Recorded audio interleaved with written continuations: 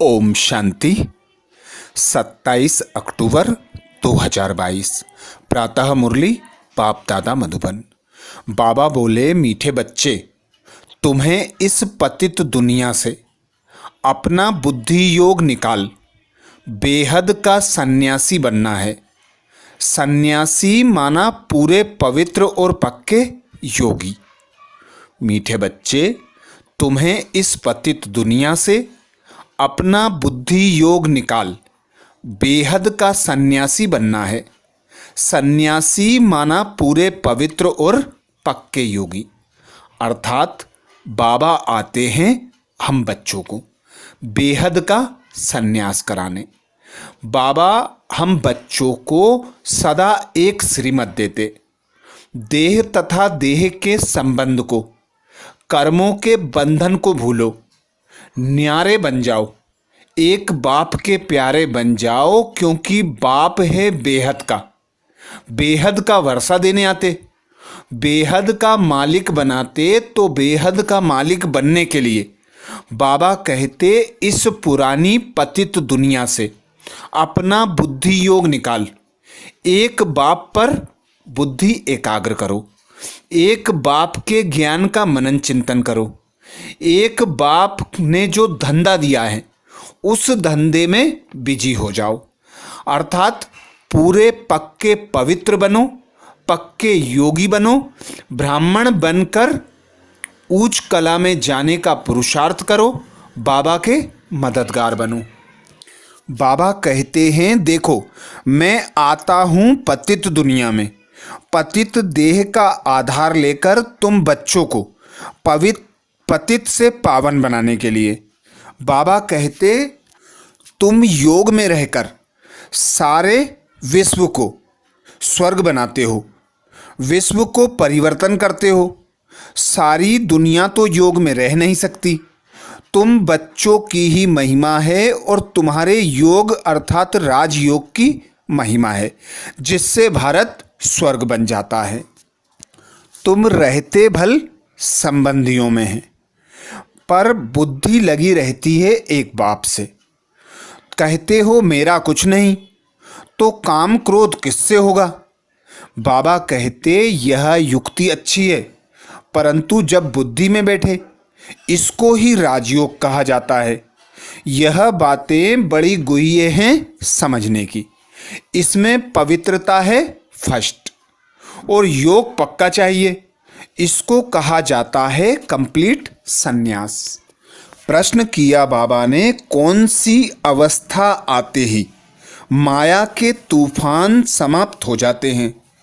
कौन सी अवस्था आते ही माया के तूफान समाप्त हो जाते हैं?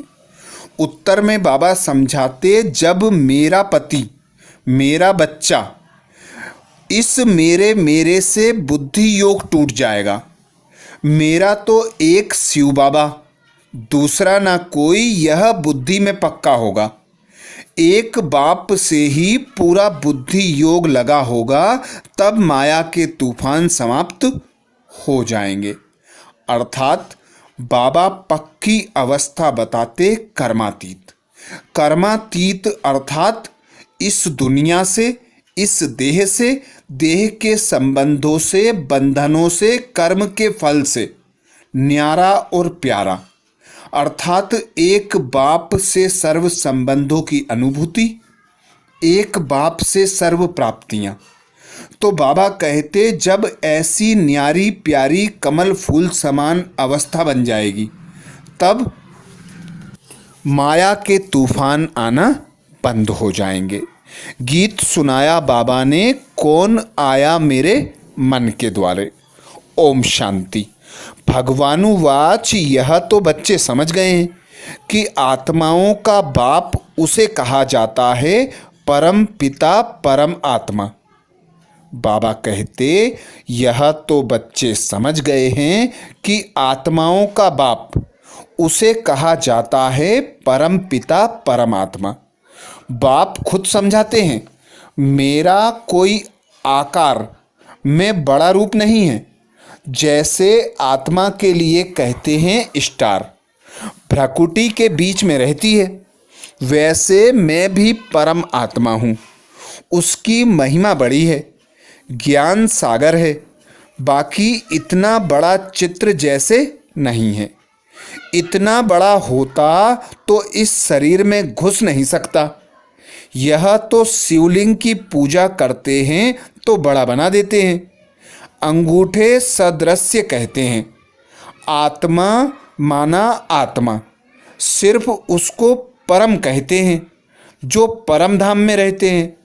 तुम जानते हो इस समय है डेविल वर्ल्ड, आसुरी संप्रदाय।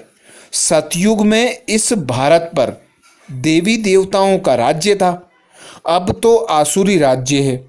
देखो क्या क्या खाते जाते हैं, बाबा कहते देखो क्या क्या खा जाते हैं। मांस मदिरा यह राक्षसी आहार है। इस बात को भी नहीं समझते हैं। स्कूल में भी कोई के अच्छे ख्यालात, कोई के रजोगुणी, कोई के तमोगुणी होते हैं जो दूसरों को समझा नहीं सकते, उनको बुद्धू कहेंगे। ब्रह्मा कुमार कुमारियों में भी नंबरवार महारथी, घोड़े सवार, प्यादे बहुत हैं जो अच्छी रीति समझा नहीं सकते। ज्ञान पूरा ना होने कारण डिससर्विस करते हैं। जितना जिसमें ज्ञान है उतना समझाएंगे। नंबरवार तो है, कहाँ भूले भी करते हैं। बच्चों को नशा होना चाहिए कि हम तो देवता बन रहे हैं। बाप खुद कहते हैं मैं पतितों की दुनिया में आता हूँ। सतयुग में यही नारायण था, अब फिर इसके तन में आया हूँ। इसको ही नर से नारायण बनाता हूँ। नंबर 1 पूज्य भी यह था, अब नंबर 1 पुजारी भी बना है। फिर इनका ही ऑलराउंडर पार्ट है। यह मेरा मुकर्रर तन है, यह चेंज नहीं हो सकता। ऐसे नहीं कब दूसरों को चांस दूं। यह ड्रामा बना बनाया है, इसमें चेंज नहीं हो सकती। बाबा कहते हैं मैं आता हूँ पतितों की दुनिया में, परंतु कोई को पतित कहो तो बिगड़ पड़ेंगे। परंतु जब भगवानुवाच है कि सब आसुरी संप्रदाय हैं तो मानना पड़ेगा। भगवान माना भगवान निराकार, ना ब्रह्मा ना विष्णु ना शंकर ना कृष्ण। कहते हैं मैं परमात्मा भी तुम्हारे जैसा हूँ। भगवानुवाच मैं तुमको राजयोग सिखाने आया हूँ। योग की कितनी महिमा है। बहुत योग आश्रम खुले हैं, उसमें हठ योग आदि सिखाते हैं, परंतु तुम योग बल से सारे विश्व को स्वर्ग बनाते हो, विश्व को परिवर्तन करते हो। सारी दुनिया तो योग में नहीं रहती। योग की कितनी महिमा है, जिससे खास भारत स्वर्ग बनता है, परंतु कोई को पता नहीं तो इसको स्वर्ग किसने बनाया। जरूर ऐसा कोई स्वर्ग बनाने वाला होगा। बाप कहते हैं मैं ही आकर देवता बनने का कर्म सिखाता हूँ। यह तो बड़ा सहज है। वह बहुत यज्ञ करते हैं, यहाँ तुम कोई यज्ञ हवन करते हो क्या? धूप भी खुशबू के लिए जलाते हो, बाकी यहाँ कर्मकांड की कोई बात नहीं। तो बाप अपना परिचय देते हैं कि मैं आत्मा हूँ जैसे तुम हो, परंतु मैं पुनर्जन्म नहीं लेता हूँ। जन्म लेता हूँ परंतु मरण में नहीं आता। मेरी जयंती मनाते हैं। इस तन में पड़ाने के लिए मैं आता जाता रहता हूँ, तो इसको मृत्यु नहीं कहेंगे। मैं आता हूँ देवता बनाने। अब जो आकर पढ़ेंगे वही जिन्होंने, बाबा कहते, कल्प पहले पढ़ा होगा। बहुत काल के बिछड़े हुए वही सिकिलदे बच्चे हैं, दूसरे थोड़े ही 84 जन्म में आते हैं। हम ही सारा 84 का चक्र लगाते हैं। मनुष्य तो बहुत जन्म लेने से तंग होते हैं, बाबा कहते तुमको कहेंगे हम 84 के चक्र में नहीं आना चाहते, परंतु हम कितने पहलवान हैं जो और ही खुश होते हैं। इस बाबा कहते हम इस 84 के चक्र को याद करते करते चक्रवर्ती राजा बन जाते हैं। उन्हों के झंडे में भी चक्र है, फिर उन्होंने चरखा बना दिया है।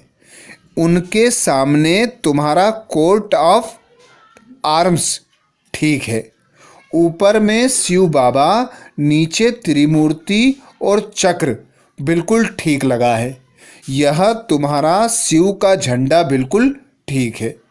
तुमको समझाया है सन्यास 2 प्रकार का है। एक है निवृत्ति मार्ग का सन्यास जो जंगल में चले जाते हैं, वह है हाफ सन्यास। तुम्हारा है फुल सन्यास। किसका? सारी दुनिया का सन्यास करते हो। मेरा पति, मेरा बच्चा, मेरा गुरु, मेरे रिश्तेदार, उन सब मेरे से बुद्धि योग तोड़ते हो। मेरा तो एक शिव बाबा, दूसरा ना कोई। जब तक यह अवस्था नहीं आएगी तब तक तूफान आते रहेंगे, झोंके खाते रहेंगे। बाप सारी आसुरी दुनिया का सन्यास कराते हैं क्योंकि यह सब भस्म होना है।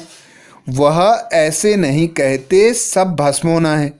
तुम रहते संबंधियों के बीच में हो, परंतु उनको देखते बुद्धि वहाँ लगी हुई है। मेरा कुछ है नहीं तो काम क्रोध किससे होगा? यह युक्ति बहुत अच्छी है, परंतु जब बुद्धि में बैठे, इसका बाबा कहते परंतु जब बुद्धि में बैठे, इसको राजयोग कहा जाता है। तुम योग लगाते हो, राजाई लेते हो, वह है हठ योग। यह गुह्य पॉइंट है। योगी तो दुनिया में बहुत है, परंतु बाप कहते हैं एक का भी मेरे से योग नहीं है। मेरे बदले मेरे निवास स्थान ब्रह्म तत्व से योग है। जैसे भारतवासी अपने निवास स्थान हिंदुस्तान को अपना धर्म समझ बैठे हैं, वैसे वह भी अपने को ब्रह्म का बच्चा समझते हैं। बच्चे भी नहीं कहते, बच्चा कहें तो फिर वर्षा चाहिए। वह तो कहते कि तत्व में लीन होंगे। बाबा को तो अनुभव है, बहुत सन्यासियों गुरुओं से अनुभव किया। अर्जुन, बाबा कहते अर्जुन को भी दिखाते हैं, बहुत गुरु थे। तुम सब अर्जुन हो।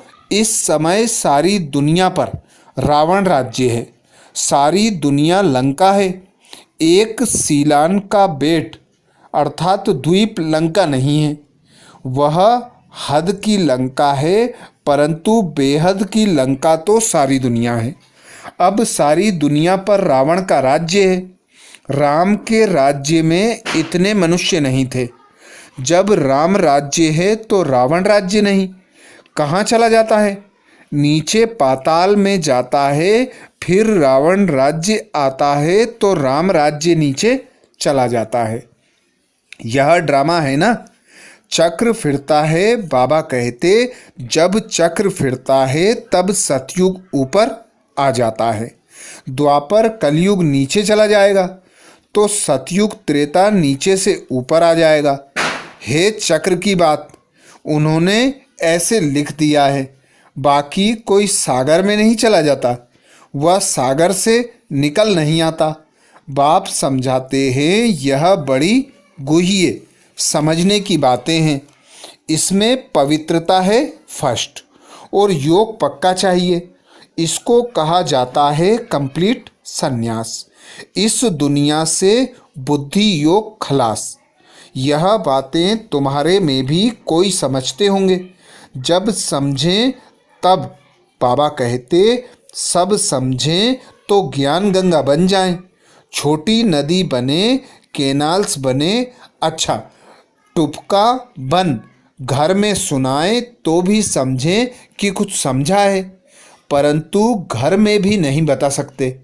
बाप कहते हैं कि कैसा भी गरीब हो, परंतु घर में गीता पाठशाला खोल सकते हैं। भल एक ही कमरा हो, उसमें खाते पीते सोते हों। अच्छा, काम उतार सफाई कर, फिर यह क्लास लगाओ। 3 पैर पृथ्वी में इतनी बड़ी हॉस्पिटल खोल सकते हो। साहूकार की तो बातें छोड़ो, बाप तो गरीब निवाज है ना। साहूकार तो बोलते हैं कि हमें तो यहाँ ही स्वर्ग है। तो बाबा कहते, अच्छा तुम अपने स्वर्ग में ही खुश रहो, मैं तुमको क्यों दूं? दान भी गरीबों को दिया जाता है। बड़ा आदमी तो यहाँ जमीन में बैठने से चमकेंगे। तो बाबा कहते, भल अपने महलों में रहो, मेरे पास तो गरीब आए जो अच्छी तरह पढ़े। अगर दूसरे को नहीं सुना सकते तो छोटा तालाब भी नहीं ठहरे।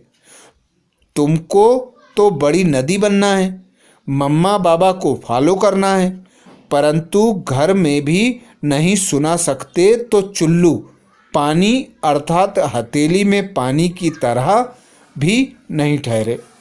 बाबा को तो मज़ा आएगा ज्ञान गंगाओं के सामने।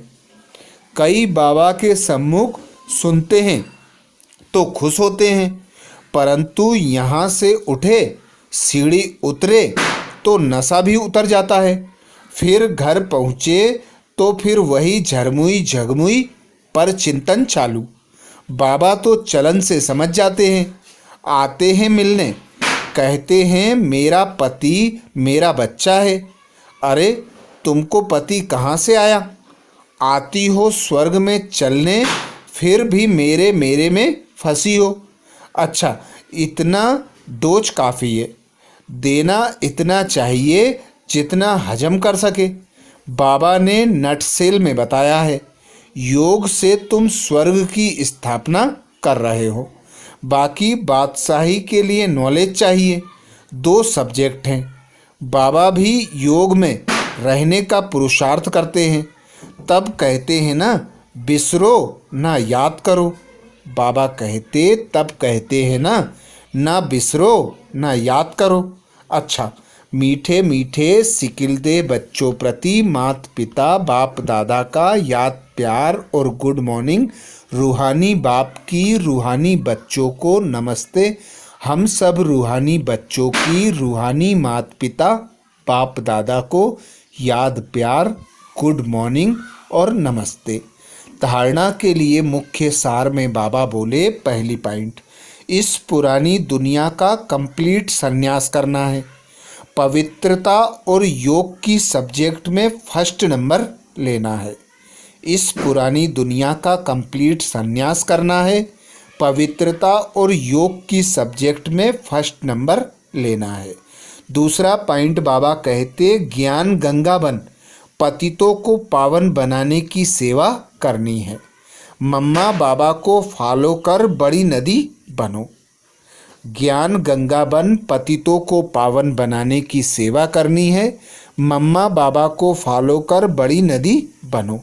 वरदान दिया बाबा ने। वरदान में बाबा कहते, ब्राह्मण जीवन में कम खर्च वाला नसीन।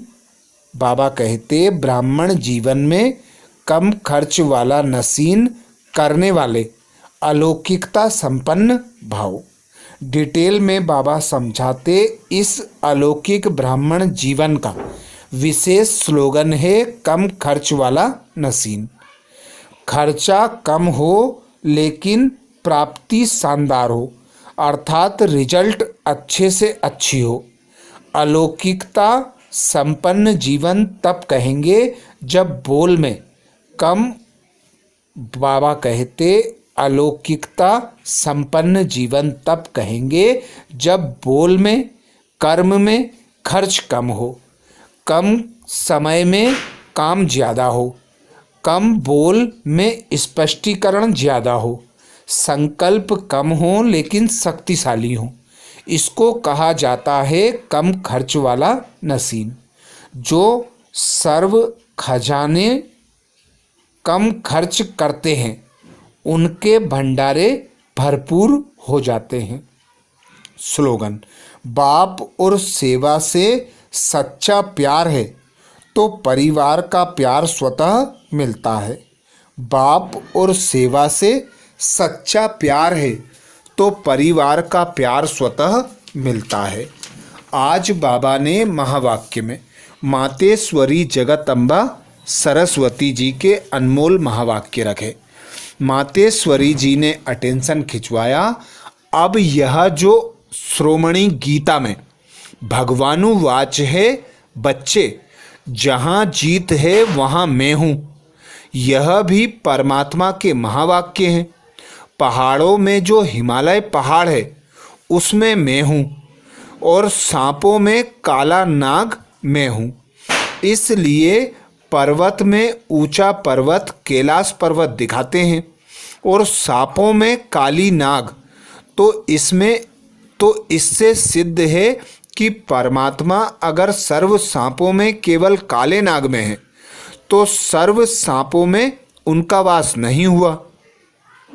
अगर परमात्मा ऊंचे ते ऊंचे पहाड़ में है, गोया नीचे पहाड़ों में नहीं है, और फिर कहते हैं जहाँ जीत है वहाँ मेरा जन्म, गोया हार में नहीं हूँ।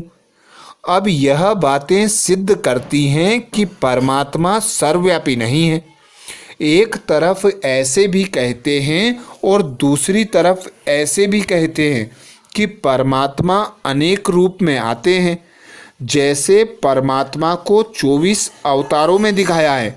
कहते हैं कच्छ मच्छ आदि सब रूप परमात्मा के हैं। अब यह है उन्हों का मिथ्या ज्ञान। ऐसे ही परमात्मा को सर्वत्र समझ बैठे हैं, जबकि इस समय कलयुग में सर्वत्र माया ही व्यापक है। तो फिर परमात्मा व्यापक कैसे ठहरा? गीता में भी कहते हैं कि मैं फिर माया में व्यापक नहीं हूँ। इससे सिद्ध है कि परमात्मा सर्वत्र नहीं है। दूसरी पॉइंट मम्मा समझाती, अब यह जो हम जानते हैं कि जब हम निराकारी दुनिया कहते हैं तो निराकार का अर्थ यह नहीं कि उनका कोई आकार नहीं है। जैसे हम निराकारी दुनिया कहते हैं तो इसका मतलब है जरूर कोई दुनिया है, परंतु उसका स्थूल सृष्टि मुआफिक आकार नहीं है। ऐसे परमात्मा निराकार है लेकिन उनका अपना सूक्ष्म रूप अवश्य है।